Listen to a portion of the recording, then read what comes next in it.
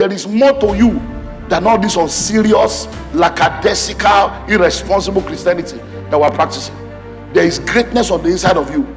There are people waiting. The world is waiting for the manifestation of. People are waiting because there's something in you that I may not be able to give, but you can give.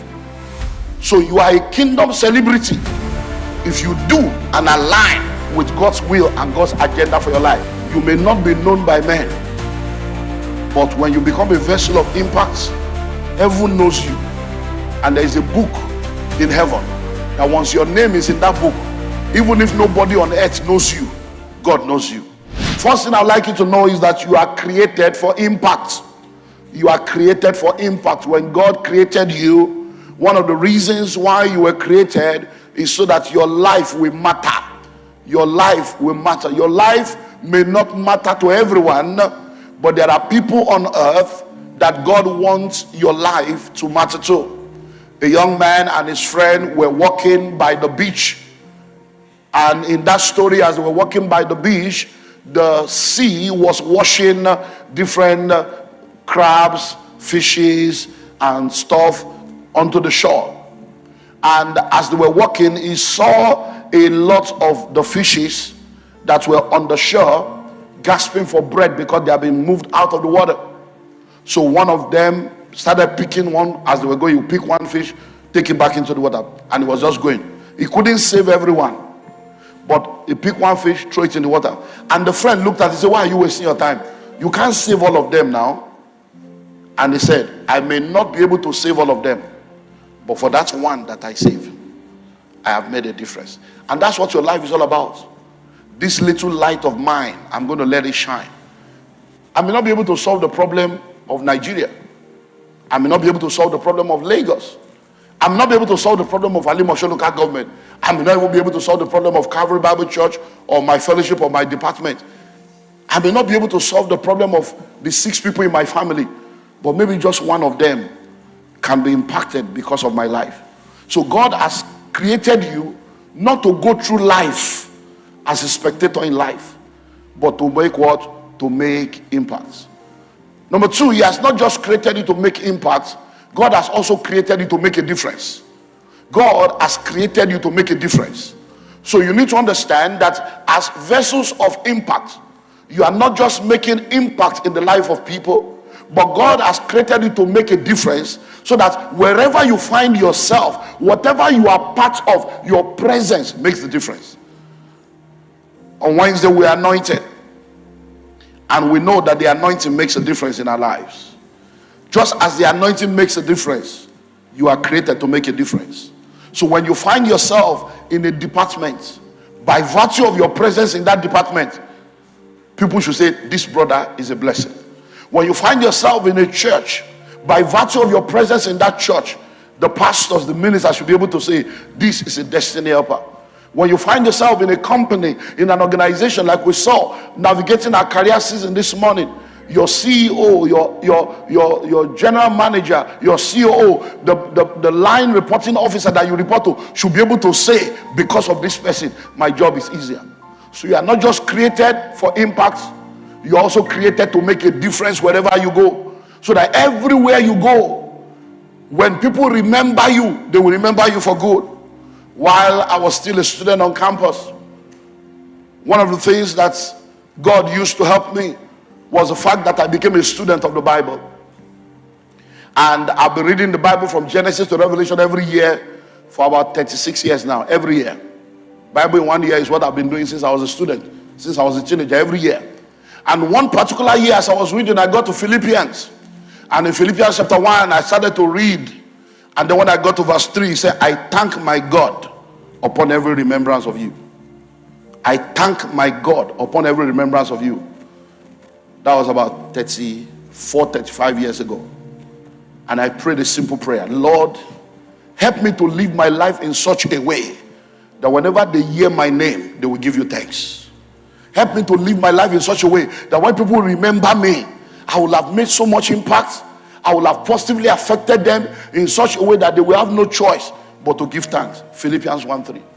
So people of God, God does not just want you to go through life coasting. He came, he lived, he died That's not your purpose. That's not all there is about you. There is more to you than all this unserious, lackadaisical, irresponsible Christianity that we're practicing. There is greatness on the inside of you. There are people waiting. The world is waiting for the manifestation of. People are waiting. The people are hungry. The world is waiting. The people are crying. Oh, why? Because there's something in you that I may not be able to give, but you can give. So you are a kingdom celebrity if you do and align with God's will and God's agenda for your life. Because in this world of celebrity, everybody wants to blow. Everybody wants to be an influencer. Everybody wants to be known. Listen, in this kingdom, we don't blow, we grow. If you blow, you scatter. Bombs blow, balloons blow. In this kingdom, we grow. And what is happening is we have a lot of people by PR, by compromise, by doing all kinds of things. They have found themselves in a place of influence that they don't have the character to sustain. And then you are a Christian, God lifts you up, you call the name of God, but you have 7 baby mama. So how do we explain that you are born again and you have 7 baby mama and you are now a Professor Dilly that just arrived from nowhere because of compromise? Now listen and listen well. You can be a celebrity in this kingdom even if nobody knows you.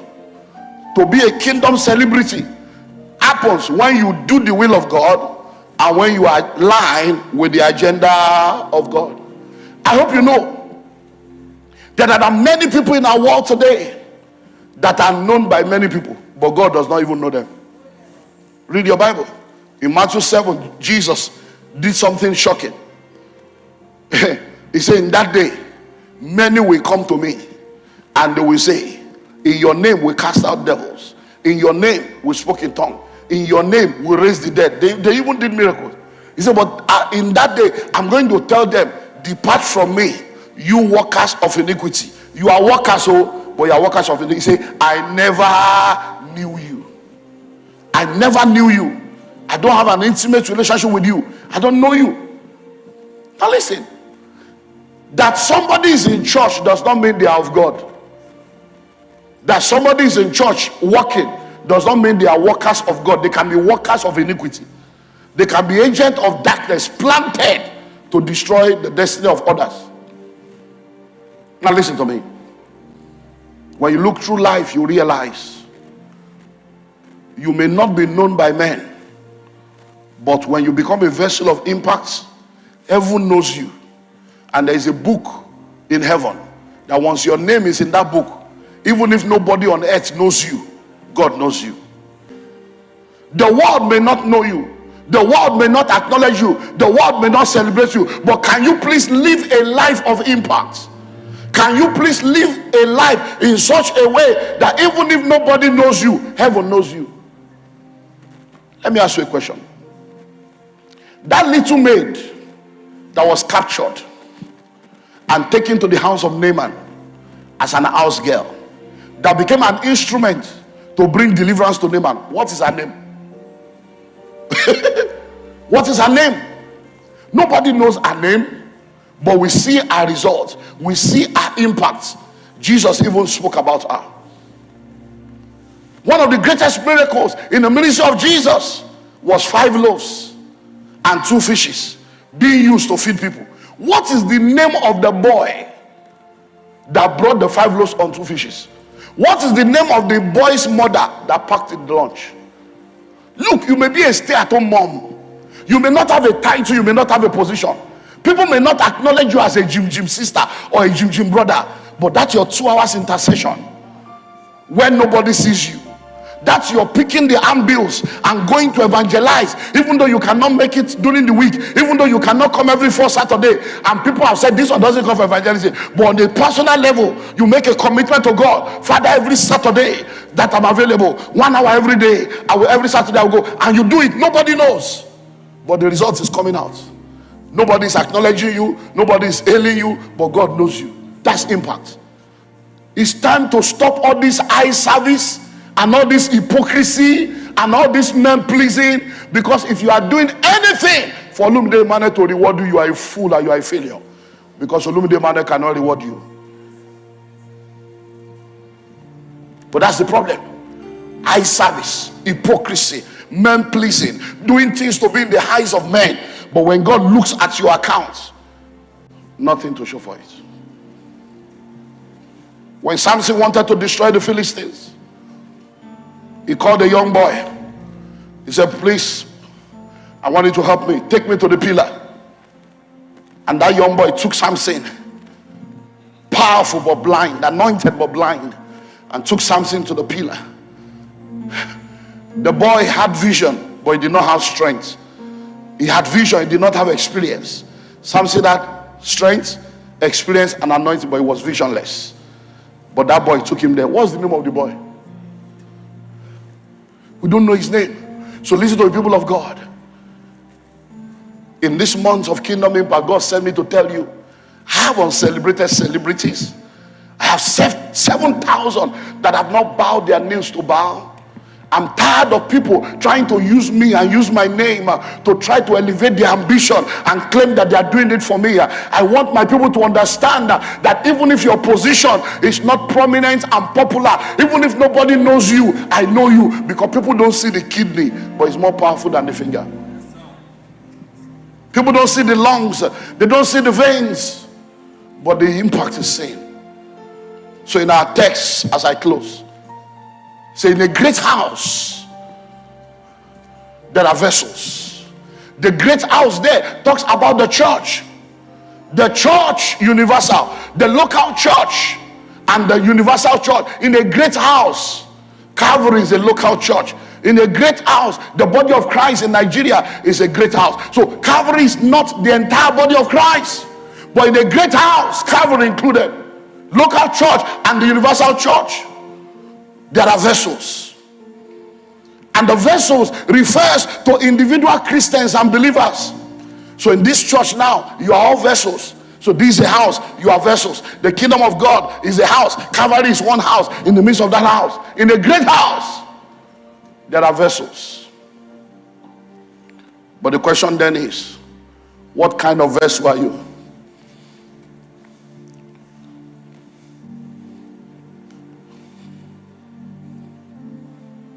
Let me run you through 10 kinds of vessel. I will continue from there when we return in part 2. Since in the greater there are vessels. Vessels of gold, vessels of silver, vessels of wood, vessels of earth and clay, vessels of honor, vessels of dishonor, yielded vessel, empty vessels, borrowed vessels, prepared vessels.